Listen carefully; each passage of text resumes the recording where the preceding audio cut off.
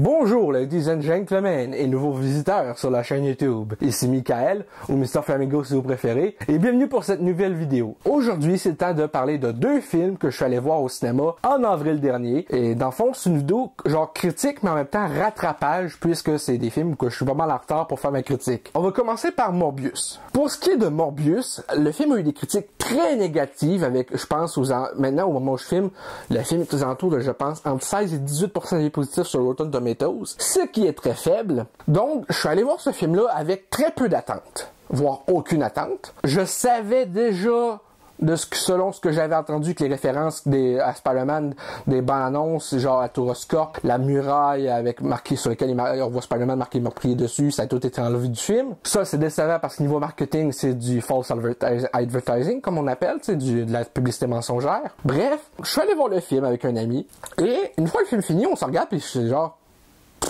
c'était pas si mauvais que ça. Tu sais, je veux dire, c'est loin d'être un chef-d'œuvre, mais vu les critiques de merde que ça a eu, je me serais attendu à bien pire.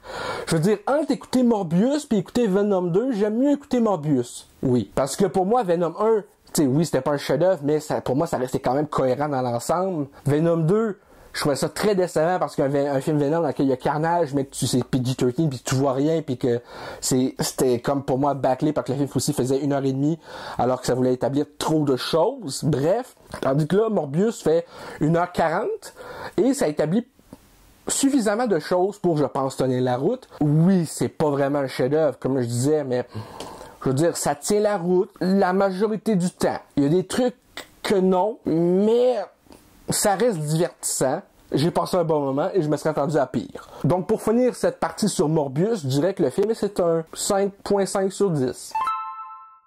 Passons maintenant à Sonic the Hedgehog 2. J'avais vraiment aimé le premier, je l'ai justement en 4K. Là, j'avais vraiment hâte de voir ce qu'il allait faire pour ce deuxième film, par rapport à non seulement genre ce qui allait se passer avec le personnage de Robotnik, donc Jim Carrey. Après avoir vu ce film-là, je trouve qu'ils ont réussi à faire un film vraiment divertissant dans l'ensemble, qui reste cohérent avec ce qui a été établi dans le premier film. Et c'est super dans ce temps-là, parce que il y a bien des fois des films que, à force de faire des suites, ils se perdent en cours de route. Mais là, j'ai trouvé que Sonic tenait la route par rapport justement à ce qui était introduit dans le premier, puis aussi de la façon que ça continue l'histoire en développant non seulement Sonic, mais aussi sa relation avec le personnage de Tom, qui est joué par James Marsden, le personnage aussi de sa compagne, que j'ai oublié le nom. Ensuite de ça, ils introduisent Tails, qui était brièvement introduit dans le scène post-générique du premier, et là, t'as Knuckles aussi, qui est introduit amplement dans ce film-ci. J'aime voir cette chimie-là évoluer entre, non seulement, comme je disais, Sonic et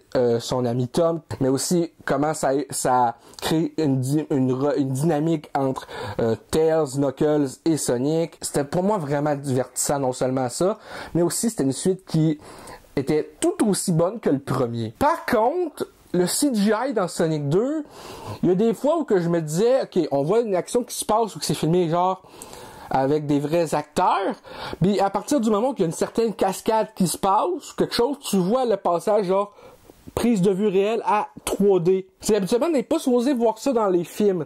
Soit tu fais carrément la scène en complet en image de synthèse, mais commence pas le film avec une prise c'est un acteur sur fond vert, puis après ça, le reste, c'est en 3D, genre. C'est ça que je trouve qui m'a fait sortir un peu du film, parce que, tu sais, oui, les films, on sait qu'habituellement, les blockbusters devant, il y a plein d'images de synthèse, ces affaires-là, mais quand t'es capable de voir entre le moment où c'est live action et tout d'un coup, ça passe en image de synthèse, c'est juste ça qui m'a fait vraiment débarquer à certains passages, mais très divertissant, presque autant bon que le premier.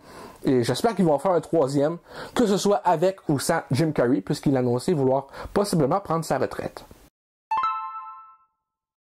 Donc ça va être tout pour cette vidéo rattrapage sur les deux films que j'ai été voir au cinéma en avril 2022. Si cette vidéo vous a plu, n'hésitez pas à me le dire dans les commentaires, à laisser un petit like, ça fait toujours plaisir, et un abonnement à ma chaîne pour de nouvelles vidéos chaque semaine, normalement. Sur ce, c'était Michael, et je vous dis à très bientôt pour de nouvelles vidéos. Peace and love!